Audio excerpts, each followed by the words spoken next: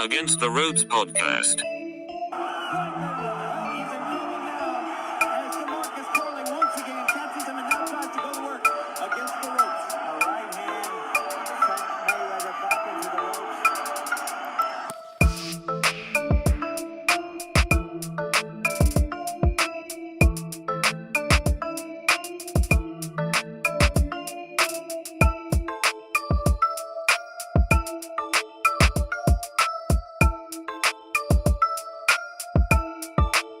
Contra las cuerdas.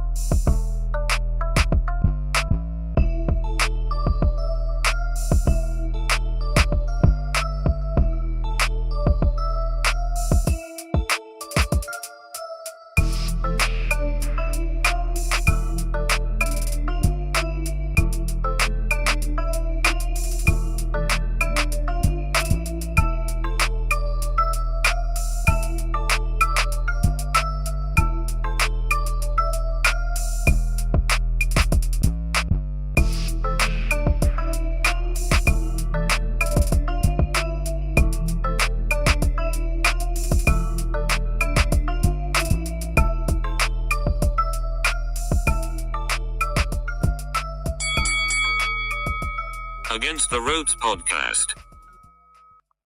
Ladies and gentlemen, welcome back.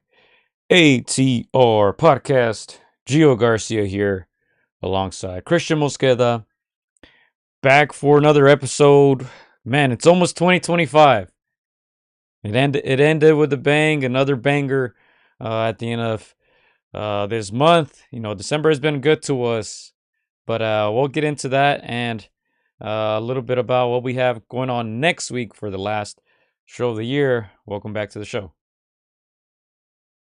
First of all, guys, happy holidays, everybody that's trickling in. Like Gio said, it's been an amazing year of boxing. Gio, we just had one of the best events of the year, one of the most anticipated events of the year, two of the best heavyweights of our era. And yeah, man, let's get started, Gio. Yeah, so as you said, man, shout out to all you guys tuning in live. Usyk, Oleksandr Usyk, he's very feel right now, I'm sure, for the holidays. Defeats Tyson Fury once again, 116, 112 on all three scorecards. Chris, initial reactions to this Usyk victory? Now, first of all, congratulations to Oleksandr Usyk. He put on a masterclass, in my opinion. A lot of the questions that we had were answered, and we'll talk about it a little bit more. But just overall, just impressed with Oleksandr Usyk. Again, he passes this test, one of the biggest tests for modern heavyweight fighters, and he just shows his class. And man, this guy deserves it all, Gio. What about you? What are your thoughts on what transpired this past weekend? Well, you guys see the scorecards there on your screen. I don't know how you feel about it. I strongly disagree with the scorecards. I thought it was an even fight. I'm not gonna lie. I was able to watch it today. Again, I only got to watch the first 6 rounds. In that first half of the fight, Fury won at least maybe 3-4 rounds. So the fact that the judges gave him only 4 rounds in the whole fight, to me, was kind of crazy. Have you guys see there were some judges who gave Usyk 1, 2, 3, 4, 5 rounds in a row, 6 rounds in a row. Not sure what fight they were watching, but I didn't see either man win 5, 6 round in a row. I thought every round was very close. At the end of the day, it seems like they went with Usyk's volume. To me, Fury had the more effective punches, but he was very heavy in this fight, and we kind of had the feeling that if he's not able to use that to his advantage, obviously Usyk was going to take advantage of that. with his speed, with his IQ, with his volume punching, with his stamina. I feel like Usyk was able to steal a lot of those rounds with sheer volume. But yeah, as I said, I thought it was even. Very surprised that Usyk got the decision because we were talking about it last week. These guys made combined about $200 million each. From the two fights. So boxing politics. I'm sure the promoters wanted Fury to win. So they could get the third one on again. But yeah, as I said, I had it even. I'll have to watch it again. That second half of the fight. I don't have time to finish it, but yeah, let us know what you think in the comment section. Clyde says I had Usyk winning 7-5. I had it a draw, says Iceman. And yeah, as you guys take a look there at the scorecards, yeah, those are pretty wild in my opinion. Yeah, for me, Gio, I actually agreed with the judges. And I have a variation of how I scored the card, but the simplest one that I would say is I had it 8-4 for Usyk. If I had to take my bias out, because obviously, we're fans as well, Gio. You're a big fan of Fury. I'm a big fan of Usyk. If I had to take my bias out, I would say even at worst, I would have it 7-5 for Usyk. Yeah, on the scorecards. I know there was an AI judge there, Gio. We'll talk about that a little bit later, but yeah, for the most part, I felt that it was very, very competitive the first 5, 6 rounds. There was even some scorecards that read 10-10, which I wrote down on my scorecard myself. Um, so, those 10-10s normally they don't do that, but, the first round was ultra competitive. Some of those early rounds I did give him to Fury. And then after that, I felt like it was Usyk that, just started taking away. Fury probably stole a round or two, but for the most part, I saw what I feel the judges saw, which was Usyk was just landing the cleaner punches. He was the aggressor. He was taking the fight to the bigger uh, Tyson Fury. And so that's why I had that scorecard. But let me ask you, Gio, what were your thoughts on the AI judge? Too wide, in my opinion, but we'll get into that a little bit. But what were your thoughts on the AI judge scoring this fight 118 to 112 for Usyk? I think it's safe to say that they're probably not bringing it back, or they're gonna fix the robot or whatever. I just think maybe it was the wrong fight to introduce this technology to.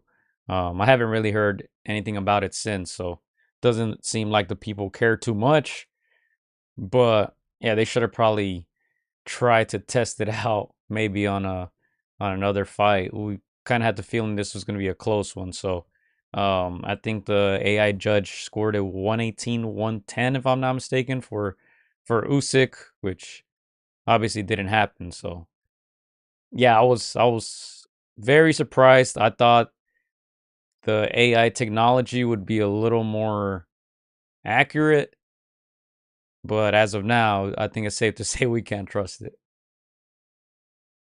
Yeah, no, for me, Gio, I felt like Usyk won. If you had to give it to one guy, I feel like Usyk won this one a little bit more convincingly than the first fight.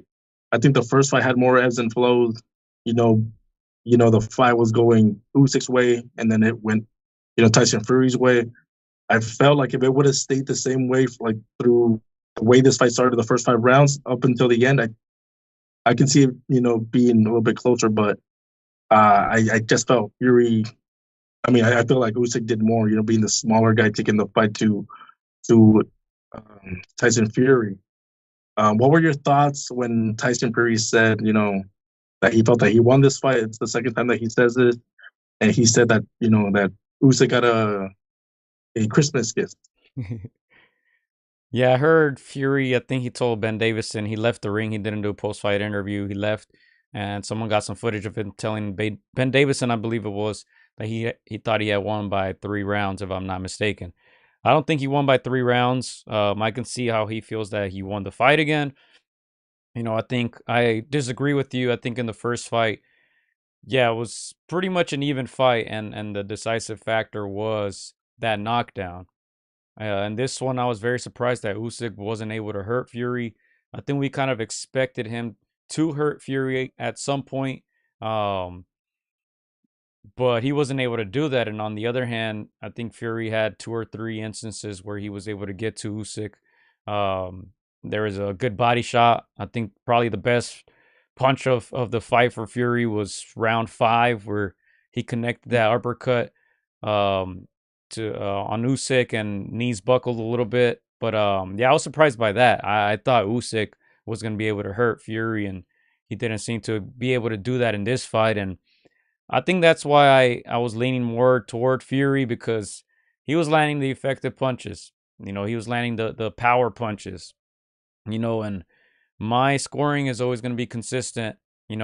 That's the reason why I scored it for uh, Beterbiev against Bivol, because yeah, Bivol was probably keeping busier, but at the end of the day, it was Beterbiev who was hurting him. You know, I also disagree with you when you say Usyk was taking the fight to Fury. The whole fight was basically fought in the middle of the ring. So, not sure what you mean by he was taking the fight to Fury, because both men were standing there in the middle trading. It was a chess match. It wasn't just an all out war. But yeah, I mean, the judges, it's kind of rare when they're all kind of in unison, unanimous, this exact same scorecard virtually, so they favored the volume, as I was saying, by Usyk. But yeah, when that last bell rang, I wasn't sure who they were going to give it to. So I'm shocked that they had it 8-4 for Usyk. I think Fury fought better in this second fight. So, yeah, I'm sure he's upset. But at the end of the day, he's 0-2 against Usyk. And, yeah, I don't think we get a trilogy. They had Daniel Dubois there at the end of the fight. And we'll get into that as well. But, yeah, again, when you see the scorecards here, no credit for Fury. To me, they were trading rounds back and forth. So I'm still very confused as to how the judges are scoring 5-6 rounds in a row for Usyk. Yeah, no. First of all, Gio, the AI one, 118, 110, 112, whatever it was, I think that was way too wide. So first of all, I agree that they got the winner right, but they got the scorecard was way too wide. As for why I think Usyk won, Gio, when I say he took the fight, I mean it's gonna be hard for it to seem like you're taking the fight to the bigger, the bigger fighter, the giant. I just think in boxing abilities, his volume was higher. He was landing. I want to say probably throwing more punches than Tyson Fury. I want to say he was landing at a bigger percentage. Tyson Fury's punches, obviously longer arms. They're with less he can do more, in my opinion. I feel Usyk has to work more, which I said in the previous podcast.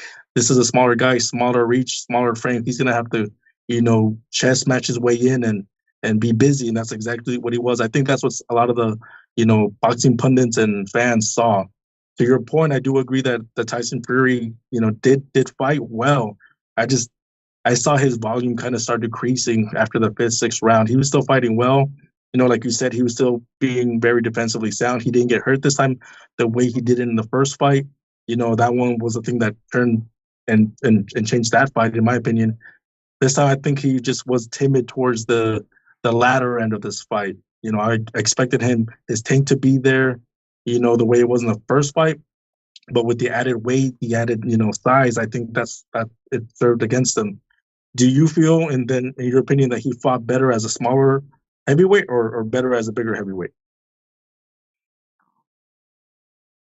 I guess bigger. I guess he was able to take Usyk's punch better in the second fight. Yeah, I would say when he came in heavier. Okay, I think a lot. I mean, again, it's all opinion based. Some people will say that he fought better this fight. Some people will say that he fought worse. I personally thought he fought slightly worse, just in my opinion. But again, it's all subjective. But Yeah, again, this is the second time that he goes down. 0-2, Gio. Where does the Tyson Fury go from here? Say, go enjoy his 200 milli. Uh, I think a fight with Joshua's is not off the table still. You know, Joshua coming off the Dubois loss, obviously Fury coming off of the Usyk loss. Yeah. And to me, he still looked good, even though, you know, he's what, 36, I believe, Fury. He still looked good. You know, he locked in for this one. You know, he didn't have all the distractions of the first fight. Um, you know, all the stories and backstories were coming out before this fight about his wife losing their baby right before the first fight. Obviously, that I'm sure that affected him. For this one, it seemed like he was 100% locked in. Um, Yeah. and yeah, look, to me, he looked good. It's just, you know, it was a chess match. We knew it all along. But yeah, Usyk, I think, has a good tendency of stealing those rounds because, you know, those in those moments where Fury was inactive, wasn't as throwing as much, you know, Usyk still keeps the volume up, and you know, hey, in the eyes of the judges, you know, that worked for him. You know, in the second half of the fight, I thought Fury had a comfortable lead, in the that he, you know, built in the first half. So going into the second half of the fight, I was a little disappointed that he let a lot of those rounds go. You know, at the end of the day, when you look at the scorecards, he had no chance. Like, they just gave him no credit for many rounds. But yeah, watching it live, and even the odds were flip flopping. There was one point where Fury was becoming the favorite in a lot of those rounds because he was winning them, but that was in the eyes of, I would say, most of the public. In the eyes of the judges, he wasn't winning many rounds. So yeah, he had to hurt Usyk to win this fight, and he failed to do so. You know, just like with Joshua, when he had his success against Usyk, it wasn't good enough. You know, it's very, as Big Bro said, you're not gonna beat Usyk in a decision. So um yeah, it's gonna be very, very tough. You know, you gotta bust that Dubois and you know, go downstairs legally. You know, even though I think that was a good body shot. But you gotta be able to hurt Usyk to defeat him. Um it seemed like the few times where Tyson was able to get to him, he didn't follow up. So at the end of the day, very good fight. You know, obviously, this fight pinned the number one and number two heavyweights. You know, in the last, I'm only gonna say 5 years because Usyk has only been a heavyweight for 5 years since 2019, and he hasn't fought many fights at heavyweight. But for sure, this was number one and number two guy. They gave us two fights this year. To me, they were great fights. You know, to me, it was going back to the better be a Beeble type of fight where it is a chess match and it's beautiful boxing. You know, and it may not be the most entertaining to a lot of boxing fans, especially in the heavyweight division. But to me, it was just great to see them fight twice. You know, we're lucky enough we're gonna get better be and Beeble again, but this was high quality boxing, and I think I think it made up for the card overall. There weren't many good fights on that card, surprisingly. But it was a great way to end the year. Well, let me ask Gio, because there's a lot of people that felt, that Usyk won this one convincingly. I don't want to say dominated. I wouldn't say that, but convincingly. You felt like it was a little bit closer, than what a lot of people saw it.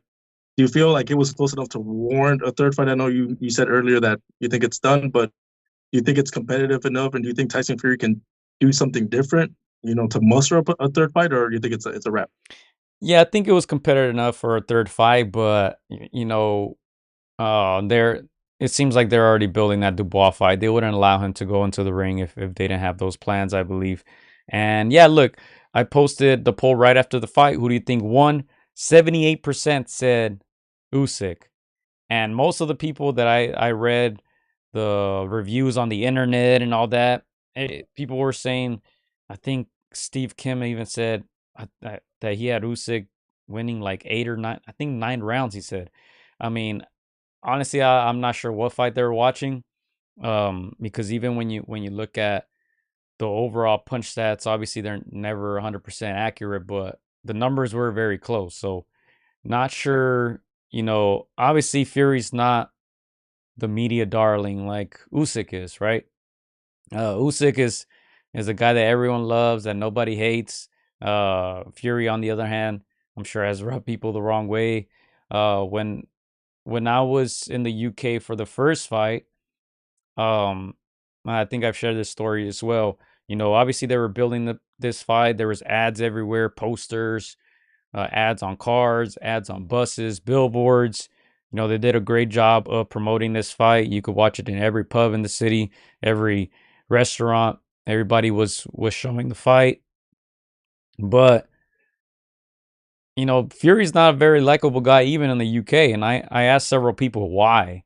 And, I always kind of thought, oh, maybe because he's a gypsy, he doesn't really claim the UK like that, or he doesn't claim a city like that, or whatever, as people are known as traveling people. And I remember the last gentleman I spoke to, he said, no, he just rubs people the wrong way. Like, he just talks too much. He has said some things in the past that that he said I don't agree with. So he didn't really care for Fury like that. I think he was even rooting for Usyk. So um, I think all that stuff, obviously the media controls the narrative, right? Um, there were two very close fights, but on paper and to the media, Usyk, I even saw people say he dominated Fury. So again, the media is going to control the narrative, right? But if you guys go back and watch them, they are going to be very close fights. But at when it's all said and done, I don't think that's going to matter because the narrative is already out there, right? Usyk won by a lot. 8-4 to me still is wild, but hey, nobody cares. It's Tyson Fury. Nobody cares. I don't think 8-4 is too wild, Drew. I think to me that's a fair assessment. I think the All right. AI is All right. Let me ask you is- this then. Let me ask you this. Let's hold you accountable. Do you think Usyk won 5 rounds in a row at any point in this fight?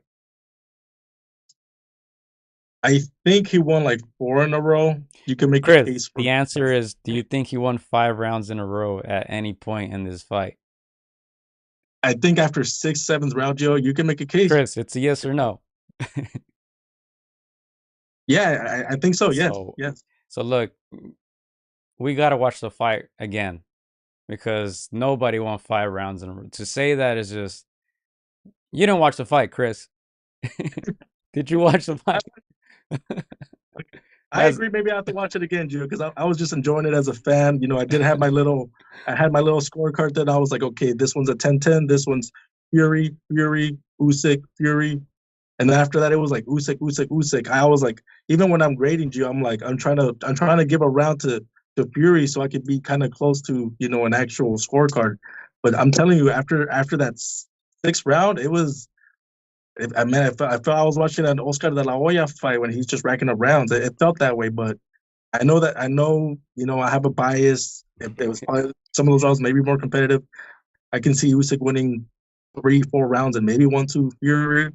But at the end, I just felt, just like Big Bro's like Fury just didn't do enough to close away. He's a bigger guy. He should be the stronger guy.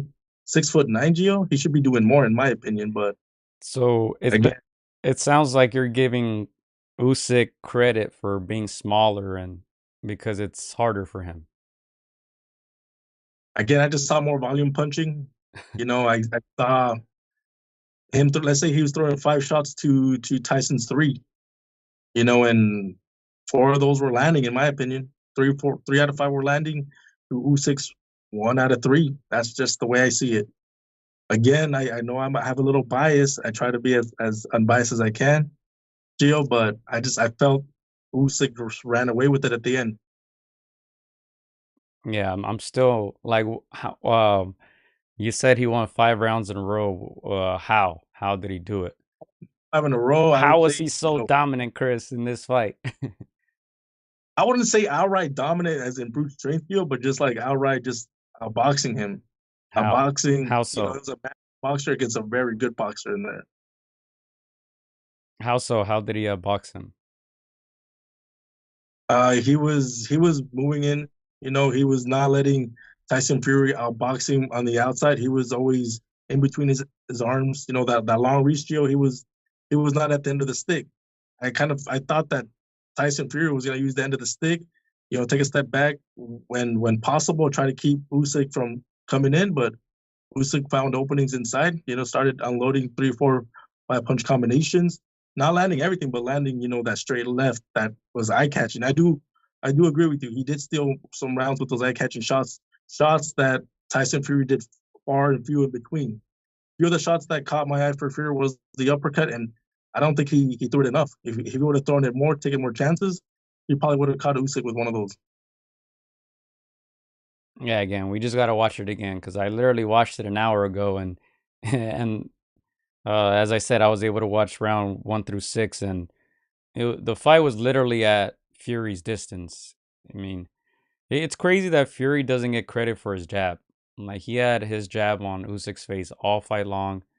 You see it on Usyk's both eyes at the end of the fight, but for some reason Fury doesn't get credit for it.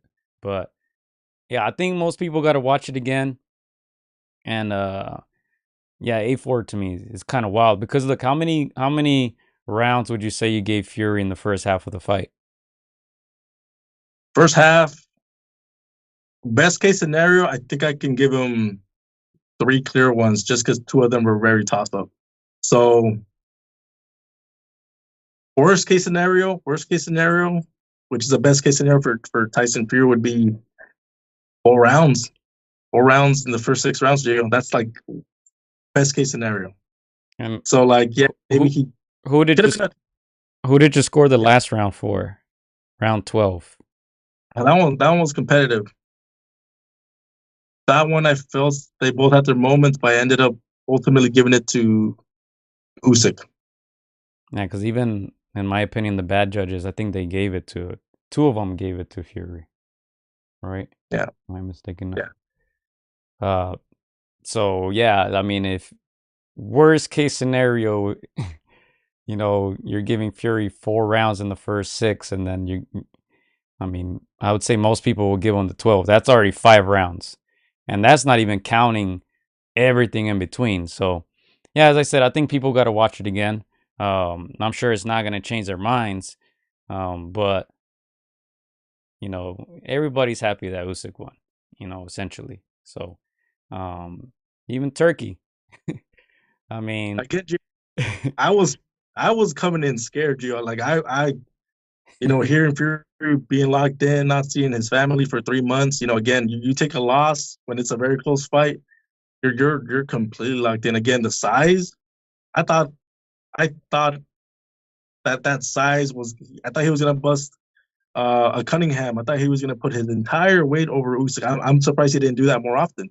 I thought he was gonna try to get him tired by just like weathering, some of Usyk those shots didn't. early on. Yeah, He was hitting to the body. I do give him props. Like that's something that we don't see very much in heavyweights. They normally do go to the body, so that shows like both their ring IQ.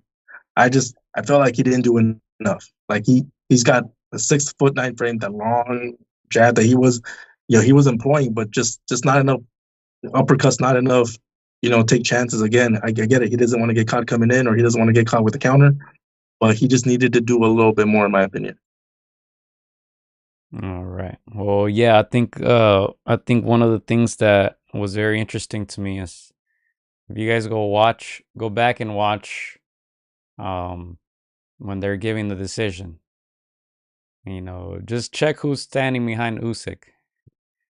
I think that will tell you a lot. Was it Turkey? I didn't see that. It was Turkey and it was Suleiman. I'm not trying to No, say anything. I'm just saying. man. And Again, Turkey too. Turkey said, I was all nervous because of the politics. Yeah, it makes yeah, sense for them to want Fury to win. Like you said, like that's a third fight. I just felt that Usyk took it out of the judge's hands without the knockout. But everybody would have wished that Fury won. Again, they made record making money, for their career purses. You would think they would want a third match if it was as competitive or close to the first one. I just don't think that the boxing fan thought it was, near as close as the first fight. Yeah, speak for yourself, bro. No, Turkey did say he had it 8-4. Of course, that's what he's supposed to say, right? But I believe Joshua's had it 7-5 for Usyk. If I'm not mistaken, he was one of the unofficial scorers during the broadcast. I agreed actually with most of the rounds where he was scoring it. I think he had Fury up at the beginning as well, in the first half of the fight. And then that's when Usyk kind of started making a comeback. But yeah, we'll see what happens. Obviously, we have another mega card February 22nd. And one of the questions, Chris, that we asked last week was, if Usyk is able to win, is he a top 10 heavyweight of all time? You want me to answer that, or you want to take that one? Well, I think we both said yes, right? Yeah, Yeah. yeah, we both said yes. Obviously, I had to go back to the archives, the top 10. When I think of those names, you think, of course, of the Alis. You think of the Joe Frazier's, the Rocky Marcianos, the Lennox Lewis's, Joe Louis. Think of those names, and again, obviously, they fight in a different era, much more fighters, harder eras, in my opinion. Obviously, we have the advancement in technology and athleticism, but yeah, man. As I was looking at that list, Gio, I feel like he makes a case for top 10. He, like you mentioned earlier, he bought the two best heavyweights available to him, which he had to go up a weight to challenge these guys, and these were guys that were supposed to like wash him, and he was never supposed to be in their level in their league, and he didn't just do it once, he did it twice. So just based off of that, and the way he did it, you obviously we can't do these fantasy fights, but if you try to pin him against the Rocky Marcianos, you say, okay, he has better boxing ability. So yeah, with what he's done so far, Gio, I think he cracks the top 10, and in my opinion, there's still more to go. What are your thoughts? Yeah, so last week I said, yeah, without a doubt, he's a top 10 if he's able to win, because my reasoning was, obviously he's undisputed now, but aside from that, I think the biggest argument against him, I'm sure in the eyes of a lot of people, is, well, he's a small heavyweight. He probably wouldn't be able to beat a lot of those other guys, right? But I think that narrative kind of is eliminated, because he literally fought the biggest heavyweight champion in I don't know how many years. He might be the biggest ever, 6'9", close to 300 pounds, and he defeated him twice. However, man, I just don't think it was convincing enough. I don't think this win was convincing enough. Even against Joshua, he struggled a little bit. So when you start thinking about the other guys who you would consider top 10 heavyweights of all time, man, if Usyk's not able to hurt you, I think he's gonna suffer. Because to me, against a guy like Joshua, I don't think those fights should have been as competitive as they were. I do think Usyk is levels above Joshua's, but even then, those fights were 7-5, 8-4 for Usyk. He didn't really dominate them. So, yeah, I would definitely see him struggling against any other guy that you want to mention. Who was the other champion? Was it Holyfield who came up from cruiserweight as well? Yeah, Holyfield. Yep. Like, against a guy like Holyfield, I mean, would you favor Usyk? Against a guy like Ali, who has probably similar skills to Tyson Fury, except he can move a lot better. Would you favor Usyk over guys like that? Would you favor Usyk over a 21-year-old Mike Tyson who's just going to come out to try to kill you? Lennox Lewis? Man, I don't know. I would say I wouldn't favor him against the top 5. The Muhammad Ali's, the Joe Lewis's, of the world. Wherever the top 5 are the top 5. So those guys are built different. They're generational talents. They're just the cream of the crop. From level 5 to level 10, top 5. From the 5 to the 10 position, Gio, I give him a chance. again, these are, even though he didn't, like you said, didn't mop the floor with these giants, he's not supposed to, Gio. He's coming up from cruiserweight. The fact that he hurt both of them, he almost knocked out Anthony Joshua. That's props to Joshua for weathering that storm. And he had Tyson Fury 6'9" hurt in the ninth round. So, the fact that he's hurting these bigger guys, obviously didn't take him out, but hurt them to the point where he was close. I would favor him against, I wouldn't say favor, but it'd be a toss up against the Holyfields. Then next lose, that's a big fight. That's a bigger one. That's probably a little bit tougher, but against some of those other guys, the Rocky Marciano wasn't that big. I give him a chance, man. Again, he's one of the most, versatile and highest, IQ boxers, not just in modern time, but I think he can compete with any guys in that heavyweight division outside of Ali. But yeah, man, I will give him a fighting chance. Well, first of all, Chris, you're acting like Usyk is 5'10", 215 pounds. Oh, that was Mike Tyson, actually. So I'm not sure why you're trying to excuse him as to why he should get more credit. He's 6'2", 6'3", 225. Yeah. It seems like you're giving him a lot of credit against Tyson Fury because he's smaller. Again, Gio, he's fighting giants. The Muhammad Ali's, the Joe Lewis's, the Rocky Marcianos. These were not. He's huge. Usyk is bigger than a Muhammad Ali, if I'm not mistaken. Yeah. So About again, the same height. Ali was probably skinnier. So slimmer, yeah. Yeah. I'll give him a chance against any from 5 to 10th position. I give him a chance, and again, it would be competitive.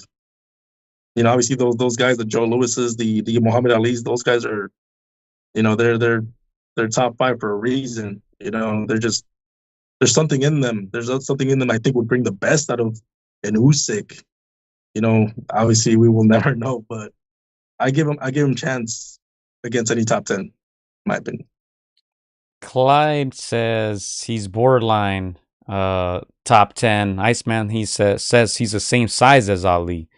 And then Clyde actually agreed with you with the Usyk take earlier about the fight. He says, first time I agree with Christian and disagree with Gio. So, hey, congrats to you, Chris. Someone agreed with you this year. Hey, Gio, you gotta take that bias out, Gio. Again, you gotta take the little bifocals out. Hey. Again, I was watching the fight, Gio, and Chris, you're the one saying that Usyk, you were scoring him for Usyk because he's smaller. Like that has nothing to do with scoring. No, you should score it even. Smaller.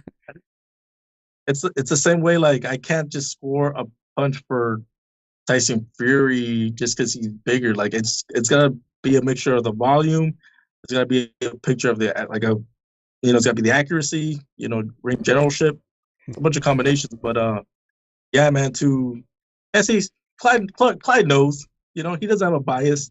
Let me ask you, when you were watching the fight, you correct me if I'm wrong, but I thought there was a big bias towards Tyson Fury. Obviously it's a British commentary crew, that we saw the fight through. I felt there was a lot of bias, man. Again, they were saying, again, when we say bias, it's not like they're outright, bad mouthing the other guy. It's just they're always saying, oh, this is what Tyson Fury should do. Oh, Tyson Fury should do this. Oh, he's doing this well.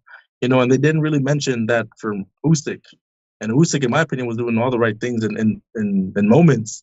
And they didn't mention that. So that's where my bias, when I see a bias, I call it out. So I don't know, Gio. I think you gotta take the bias out. Well, I'm not the one scoring rounds because one guy's smaller and one guy's bigger, Chris. But honestly, I wasn't paying attention to the commentary, so I don't know. I did read that a lot. A lot of people were upset at that. And British commentators are very biased, so they do tend to get annoying. I actually thought, again, same thing. Like British people don't really like Tyson Fury like that. I don't think he was getting enough credit. Like they never mentioned Tyson Fury's jab in this whole fight. So yeah, I don't know. Yeah. Again, I'll watch it again, Gio. I'll watch it again, and you know, I thought I had a good, close, well established scorecard, but I'll watch it again, and we'll see. That'll be our homework. If you guys can watch it again, I'm sure. Uh, Turkey's gonna have it up. Maybe he has it. Yeah, I Doesn't have shared it up it. already.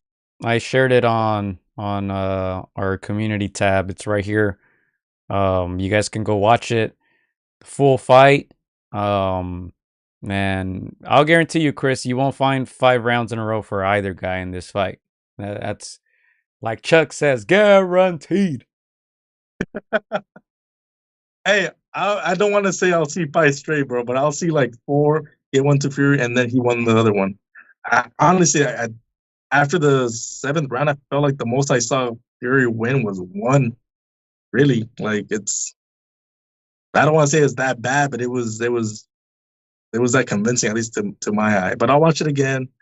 We'll go down the road, But again, I feel like when people hear or heard Fury say, "Oh, I won that fight by 3 rounds," I feel like the majority of the fans were like, "Dude, what are you saying, bro? Just take the loss like a man." That's again, I'm just speaking, from my point of view and what I feel like a lot of people saw.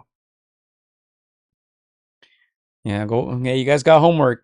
Go watch it again, and I guarantee you it's gonna be a different conversation. But, um, yeah, that's all I have in regards to this fight. Once again, great fight. We'll see if we get any pay-per-view numbers. I believe the fight here was $40, the pay-per-view.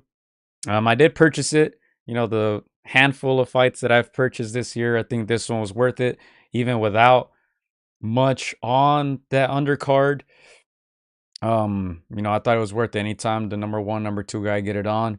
You got to support that. That's what we want. That's what we want to see. So, I think it was a great, perfect scenario. It was Saturday.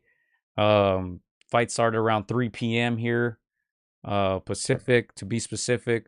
So, yeah, it was a great start to the day. Undercard I just kind of had in the background, wasn't really paying attention. Um, but there was some good knockouts on there as well. But overall, I think great year. We're gonna start getting into the 2024 awards. We got to start thinking about our ratings for this year. And I actually got a little head start, Chris. I don't know if you've seen it yet. I posted. Got to start off strong, man. Fighter of the year. So if you guys haven't voted, um, and then go ahead. 79 votes so far. This has been up for a couple hours. Let me know too if you guys want to add any other candidates. These are just some of the ones that to me off the top stood out. I put them in alphabetical order. Obviously, Arthur Beterbiev has to be one of them. He defeated Callum Smith and Dimitri Bivol. Bam Rodriguez, who had that huge win against Caio Estrada, and then more recently against Guevara. Oleksandr Usyk, who defeated Tyson Fury twice. And if you have any other candidates, go ahead and comment. 100% Beterbiev says slide counter. So let me know. I'm gonna click on. Man, I had said last week, and this is not my final answer, but I had said last week if Usyk wins, that he was hands down the fighter of the year. As I said, when you add it up, and to me both wins weren't very convincing, I'm gonna just go with the guy who I thought had the more convincing wins. Again, not my final answer, but I do want to see how these percentages are looking like. Obviously, Beterbiev knocked out Callum Smith, and then against Bivol, I thought he won that as well. Not a comfortable win, but ultimately he got the nod. He only has 25%. 55% are saying Usyk. Not surprised by that. 10% Bam and 10% other. Bro, I'm laughing here because just the fact that you got Ryan Garcia on that on the other man, that is comedy, man. Hey, he's gonna get some votes, man. He's a popular guy. Had a good fight there. We all remember that one from early in the year. Got him suspended, but his that impact was felt and left in that ring. So that's comedy, man. I don't want to be a prisoner of the moment, Gio. I think if if I were to pick right now, I think who I'd pick. But let me go home after the podcast. Going to do some homework. and look at those other names and just kind of equate, how their year went. But obviously, I think those are some great picks. Beterbiev, Usyk, Bam. We'll see if there's anybody else that stands out. Sometimes, the sexy names are the ones that stand out, but maybe we got to see what else is out there, what else has been done, if we're overlooking anybody. But yeah, man, that's a good list there so far. And yeah, man, I'm excited for end of the year awards. Again, it's we do it every year. A lot of other entities have their awards, but yeah, man, I we try to keep it as unbiased as possible. And yeah, man, I'm excited for that for next week. But yeah, Gio, let me before we move on from this fight, Gio, what were your thoughts on and Daniel Dubois, man, interrupting post fight, bro? Yeah. Was that not the right move for him? Was that the right move to do? To get in on that moment. What were your thoughts on Daniel Dubois? Well, I think that was a great move, and obviously, like I said, I think that's the next fight. We gotta start selling it because I'm sure a lot of people were like, "Who the hell is that guy?" And then you start explaining, "Oh, he was the guy who hit Usyk, had him on the ground for 5 minutes, and then they called it an illegal blow, so they're gonna get it on again." He also has a title. Like, let's keep it. Let's set the record straight. Usyk is the undisputed champion of the world at heavyweight. He was stripped of that IBF title. Dubois won it against Joshua, but that's I don't want to take credit away from him because that is a very good win, but that's pretty close to an email championship, Chris, because the champion didn't lose it. The champion is Usyk. So, um, yeah, but I do think that's an interesting fight, and I do think that was the right move for a guy like Dubois, who at times could be very awkward. It isn't very good with the media at times, but I think this was the right move. I think the timing was a little off, but because Usyk had just started speaking, so it was kind of weird. But I think it was the right move nonetheless, just to sell the next fight. No, I agree. Even though, like, at that moment, I'm like, bro, get out of here, man. Let this man get his shine. I think a lot of people thought I was like, man, this guy has no class. Like, look at him. He doesn't know, when to wait his turn. But no, I agree. It makes perfect business sense. We've said it time and time again in the podcast. Some of the fighters that can't get those fights, this is what you do, man. You step up, you talk crap, you get in their face, you make them uncomfortable. I thought Usyk handled it with class, with poise. He could have smacked him there, like, get off my stage, it's my moment. But this is why people like Usyk. You said it. He's a bit of a media darling. So yeah, man. Again, I'm not too mad at it. At the end of the day, Dan Dubois, I think he has won the right to, kind of be in that moment. He, like you said, a huge win over Anthony Joshua. That controversial, decision there against Usyk last time around. I'm excited to get it on again. I think Dan Dubois is a funny guy. He said some outlandish things in his previous fights, and that's good for boxing. It's good entertainment, and you need one of those guys when you have a soft-spoken guy like Usyk that does all the work in the ring. So I can't wait to see that if they get it in on early next year. But yeah, man, Dan Dubois, that guy's funny, man. He's too funny, man. I'll allow it this time. Every baby has a daddy. Isn't that what it said? To Big Baby, who is Big Baby Miller? Man, dude, those comments are comedy. Oh man, the internet stays undefeated, man. I swear, like. But I think Dan Dubois, I mean, he's coming into his own, man. Again, he wouldn't be in that position if he hadn't done what he did to Anthony Joshua. So yeah, man. With that, G, I know you said it a little bit earlier, but with both Fury and Anthony Joshua losing a little bit of their glamour, do you think we finally see this fight in 2025? Yeah, I think we do, man, and we might even still see it in Wembley. I know all the money right now is being thrown around in Saudi Arabia, but I don't see how they wouldn't do that one in Wembley. I still see it happening. I think for both men, it honestly might be the last year that they fight. I wouldn't be surprised. They're getting up there. They made a ton of money in their careers, and I think that would just be the cherry on top. If Usyk reportedly is out here if Tyson is out here reportedly making over 100 million for the first fight, about 75 for the second fight, against a guy like Usyk. Just imagine what he could do against a guy like Joshua in the UK. What type of numbers they could put up. So I think it's still an interesting fight. Obviously when you think about both of them losing, that appeal kind of goes away a little bit. But at the end of the day, if they announce the fight And once it's fight night, all the fans would be excited for it, and it'll be, to me, probably still the biggest fight in UK history. I think this loss that Fury, on paper walks away with, I think this sets up this long awaited fight, that for a while there had lost its spark. It's you know I think there's no shame in losing to a guy like Usyk, one of the best of this era, if not the best of this era. And I think it kind of pushes them to, if they ever want to run it back with Usyk, which they both lost to twice, this is the fight. I think this is the one to spark the imagination of the fan back on either of these guys' side. So I think with the money that's involved, with Turkey at the helm, with them a level below the elite at a crossroads in their careers, I think this is a perfect time to make it. Again, a few years back, Joshua losing to Ruiz, everybody was like, "Oh, that fight is done. It's never gonna happen." And Fury being on top of the world, beating the Wilders of the world, it seemed like there was too much of a gap. But I think right now it's the perfect time for them, outside of having that aura, this is the perfect time for them to try to make a case for why they should still be at the elite level. So they need each other, in my opinion, Gio. Right now, both of these guys, for the UK fan base, like you said, at Wembley, it would be an amazing kind of fight to see which guy is going to stay on top and which one, sadly has to call it a career.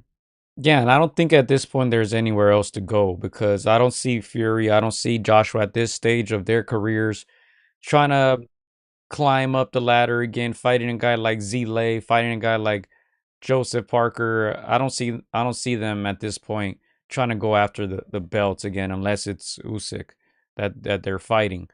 I think, when they fight each other, it's a legacy fight, you know, and obviously it's a big money fight. As I said, I think at this age, I don't think they're too worried about trying to become undisputed or collecting this belt or collecting the other one.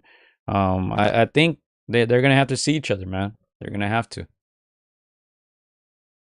Yeah, and again, we think of those fights, usually we don't pay too much attention to the UK fights, but every once in a while you get, the Mir Khan, the Kell Brook fights, certain fights that just grab your attention. And so again, both of these guys have big personalities. Anthony Joshua, again, once upon a time, the most marketable, heavyweight, since Ali, in my opinion.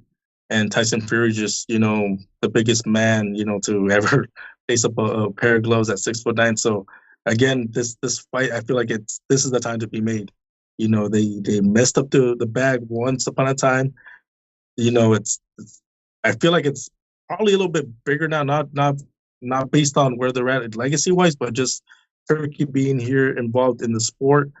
This could, they're probably going to make the most money, ever. So hopefully they make it happen. This is the time. No time to marinate. No time to, like you said, try to fight other opponents that can mess this up. This is the time to make it, and hopefully, the powers that be find a way to get it done. Because again, this is the time, Gio. So yeah, man, I'm excited for 2025. I feel like finally going to get the fight that we've been longing for, across the pond.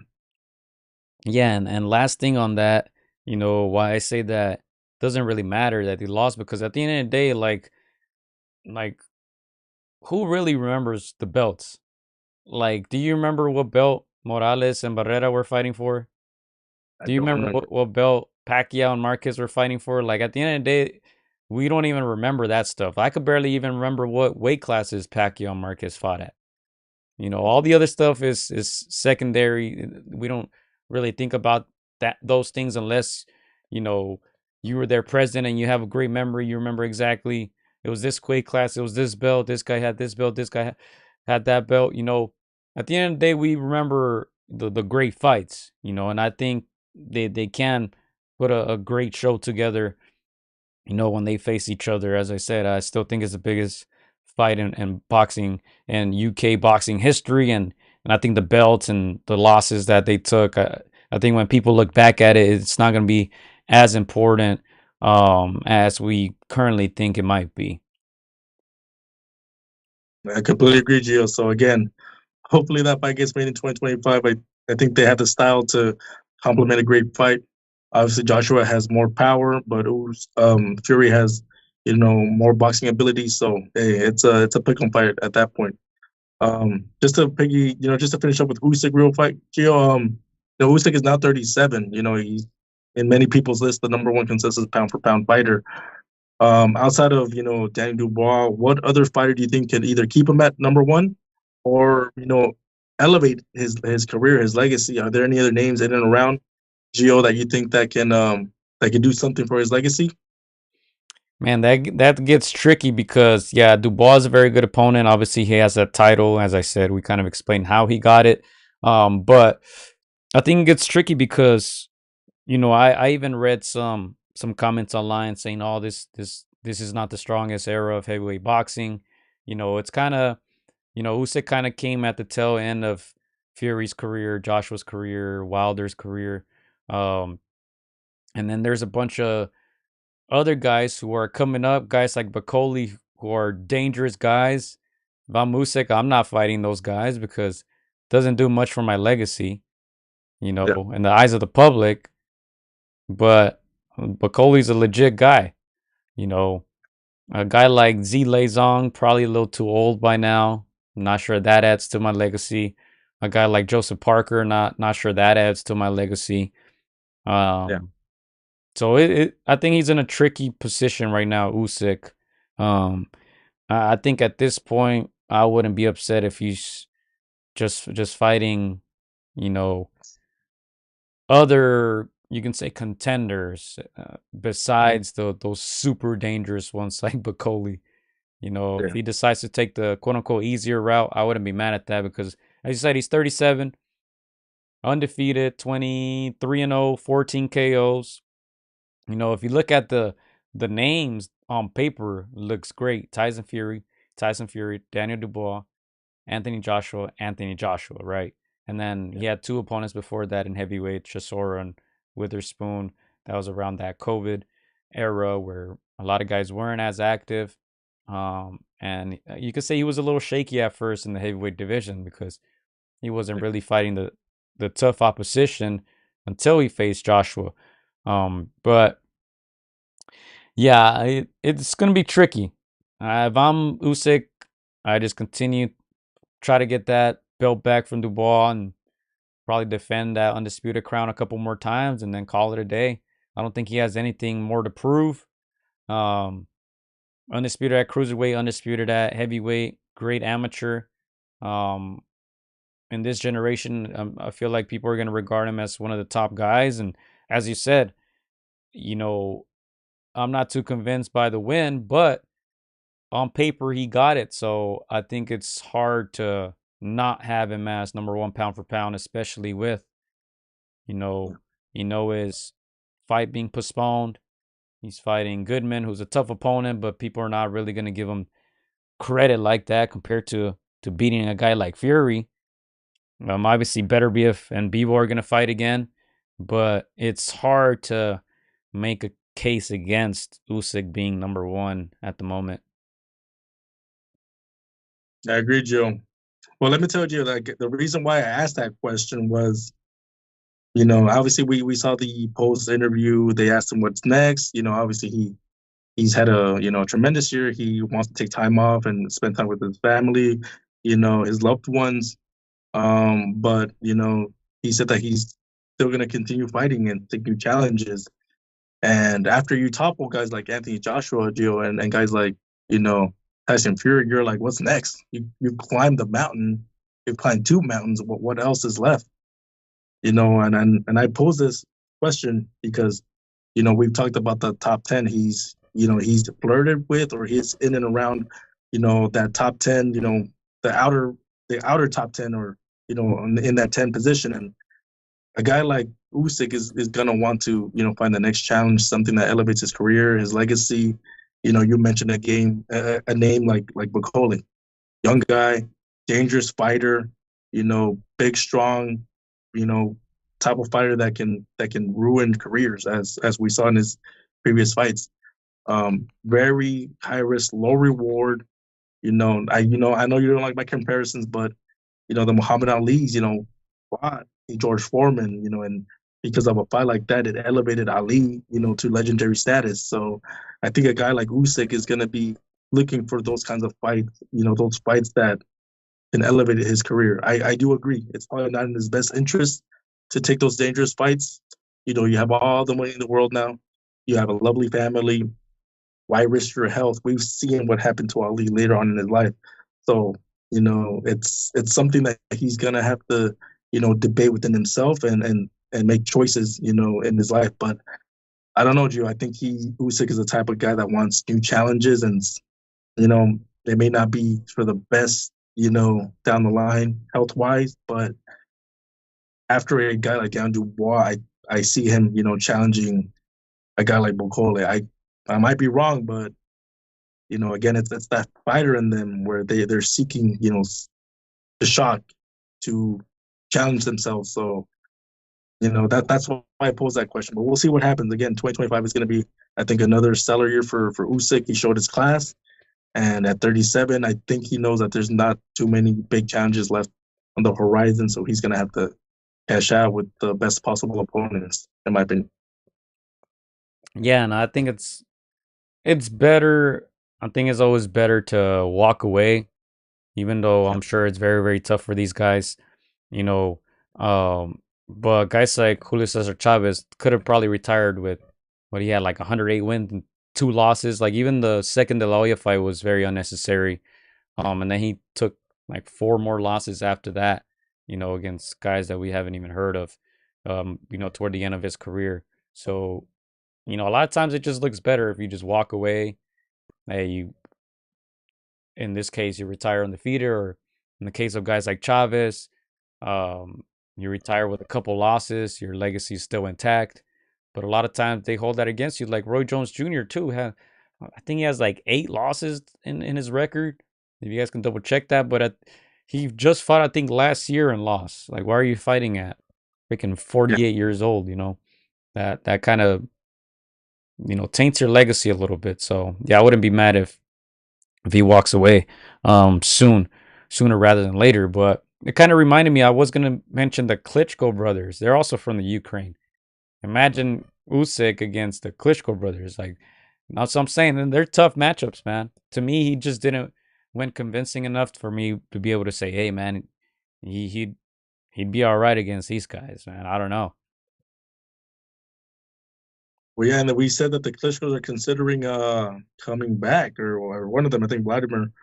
Well, let me ask you this: Do you think Usyk would fight his countryman? I mean, Ukraine's at war right now. Do you Yeah, think that's a fight that gets made? I don't think so unless they like fight and donate half of the money or something. It'd have to be something like that. But excuse me, Klitschko was there, um, supporting Usyk.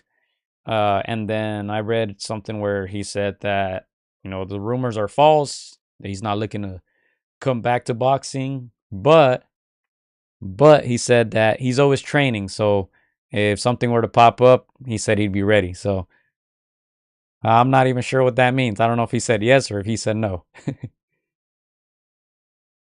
Hey, I like the Klitschko's, Gio. First of all, like they're gentlemen of the sport. I like them. I think not the most entertaining, personalities, but decent heavyweights during a very slow era. Having said that, man, I don't think they don't want to smoke with Usyk. I don't. One thing is the countryman aspect, but I don't. Those skills pay the bills, Gio. Straight up. But yeah, shout out to Clyde. He did say a name that I was gonna bring up. Obviously, different weight divisions, but they did fight in the amateurs. What about a guy like Beterbiev? Do you think that is a fight that can be made at a catch weight? Between Usyk and Beterbiev? That would be dope. And they both have been working with Turkey recently. So if Turkey decides he wants a fantasy matchup, a lot of these quote unquote fantasy matchups are now becoming a reality with Turkey Al Sheikh. So I wouldn't write that off. Let's go to some comments real quick, Chris. I don't know if you agree with that. You think that could happen real quickly? I think it happened. I think they're both in and around the same age. They both have fought in the amateurs. Both had good moments. I think Usyk came out of that one with the win, but these are two undefeated fighters, the best of their era in their weight classes. So I don't see them not fighting if the money is right, and there's no better time right now than under the Turkey era for money to be right. So I see that happening if both stay winning, and and if the public believes that that's a fight that that can be made and should be made. All right, let's go to some comments real quick. Iceman mentioned Bochuk. Yeah, he won his fight via stoppage, made his opponent quit. He says, look good. He looked good.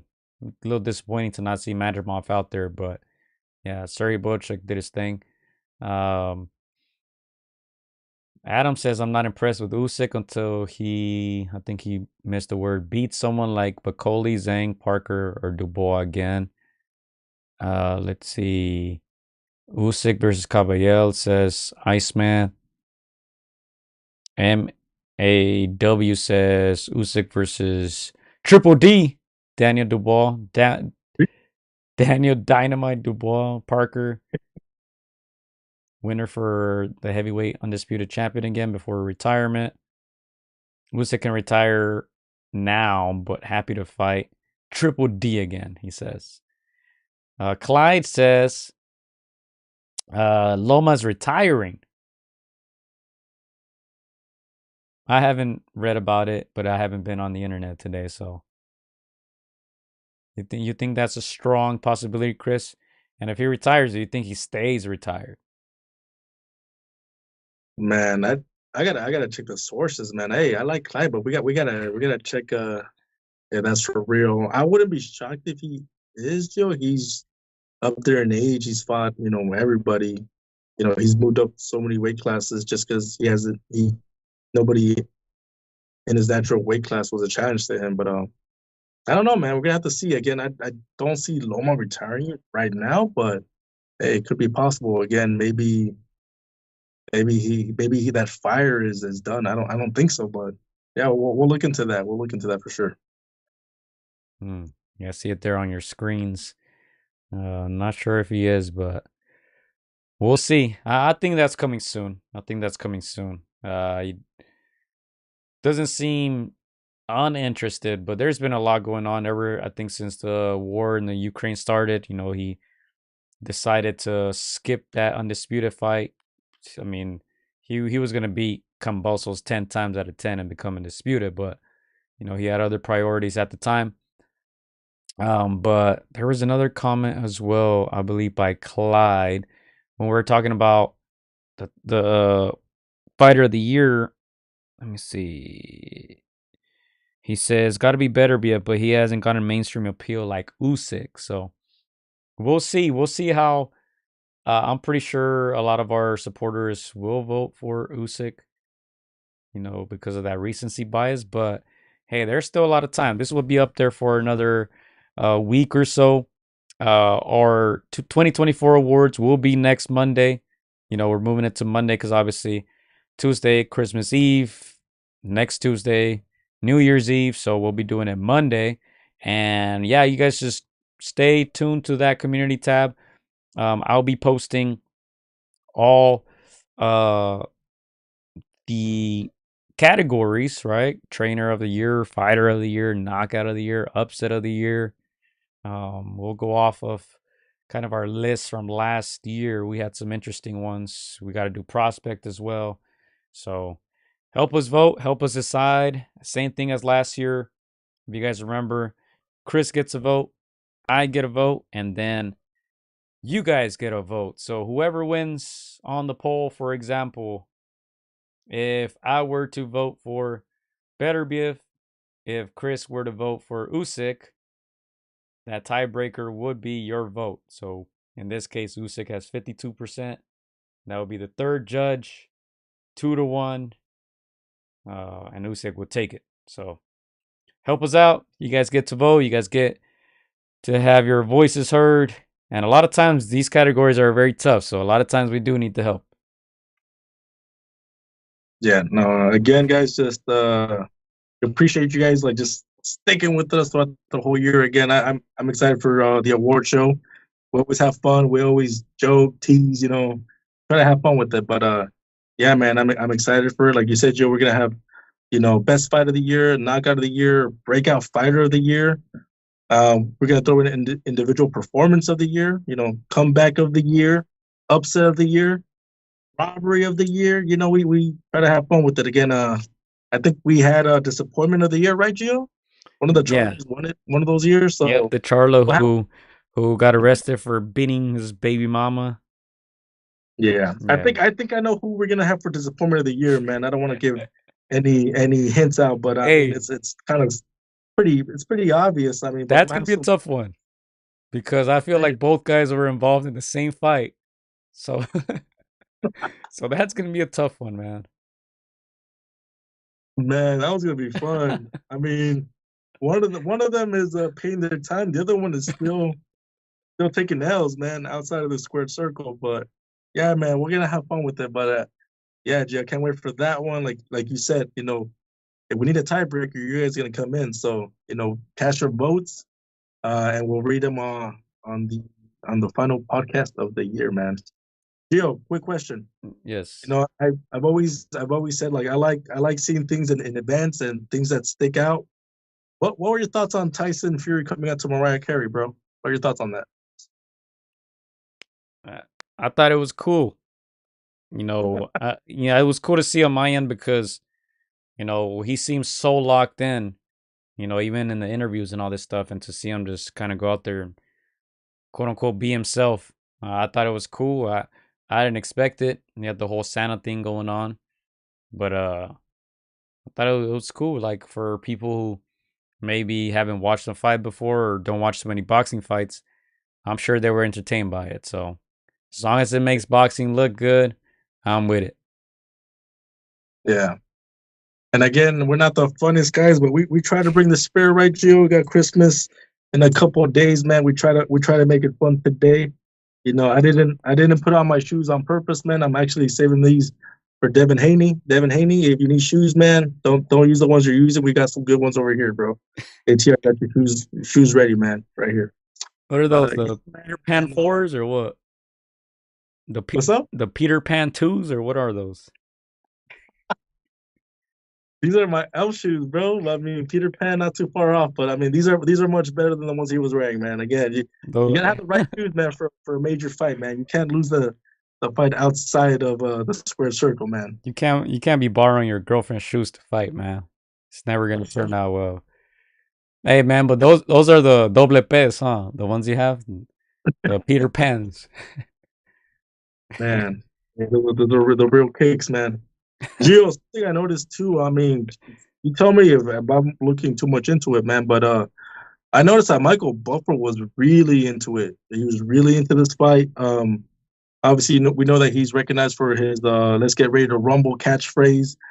I feel like the last couple of years, that excitement hasn't been there. I think since the HBO days, we haven't heard like that fire in his voice again. I think he retired, and he's only come out for super big paydays. I think Jake Paul had him for one of his fights, and that's because the money talks. But other than that, we don't see Michael Buffer unless it's a big fight. He's a true fan of the sport. I don't think he's gonna get off his seat, out of retirement for just any fight. I almost felt like I heard the vintage Michael Buffer this fight. His catchphrase came back, and I actually felt it. I haven't felt that voice, that excitement in many years. What did you think of Michael for this time around? Man, I'm not gonna lie. I went to go pee at that time. I had to I had to Understand empty that. out the tank before the fight started, man. So I just caught Yeah, when he came out, and then I was like, this was a good time to go pee. So I'm gonna go pee and came back. So I didn't pay much attention to it, honestly. yeah, that's all right. Sorry, You're here Michael. for the action, Sorry, man. You're here Michael. for the action, not the reaction. Yeah. Again, Jill, what else we got? I know we got a couple more minutes to get out of Yeah. here. We're gonna go get some candy canes and stuff. But yeah, man. What else we got? Let's go. They a couple of fights were announced, so let's go straight into the calendar. As I said, I think there's some action on New Year's Eve or something like that. Is it Tokyo? Yeah, December 31st. Obviously, Inoue is out. He was supposed to fight tomorrow or tomorrow morning. Obviously, that's postponed to January 24th. Jaya Pataya, January 8th. That's in Australia. Inoue, as I said, January 24th, Tokyo, Japan. ESPN Plus against Sam Goodman. Diego Pacheco against Steven Nelson. Once again, headlining Diego Pacheco. That's January 25. And Las Vegas, the Zone. I'm surprised it's not in LA. But February, Chris, I think is when we might have an early round/month of the year right here. February 1st, kicking off the action for that month. Las Vegas PBC pay-per-view. David Benavidez versus David Morrell. They got Brandon Figueroa and Stephen Fulton 2 on that undercard. Your favorite fighter, Isaac Cruz, against Angel Fierro. Jesus Alejandro Ramos versus Jason Rosario. That's a good fight right there. Rosario a little over the hill, but good test for Ramos nonetheless. Clarissa Shield is fighting the day after in Flint, Michigan. Derek Chisora versus Otto Wallin in Manchester, England, February 8th. Battle of Veterans. Dennis Berenchik against Keyshawn Davis. Keyshawn getting his title shot February 14th. St. Valentine's Day, New York, ESPN. Jack Catterall, Arnold Barboza Jr. This just got announced February 15th. That's supposedly it's going to be in Manchester, England. It says TBA right here, but that's where it seems like it's going to be. February 22nd, of course, Riyadh, Saudi Arabia. The Zone pay-per-view, Artur Beterbiev, Dmitry Bivol. Danny Dubois versus Joseph Parker. Carlos Adames versus Hamza Shiraz. Virgil Ortiz Jr. against Israel Madrimov. Don't hold your breath, man. This list is still going to keep going. Joshua Boazzi against Callan Smith. Shakur Stevenson versus Floyd Schofield.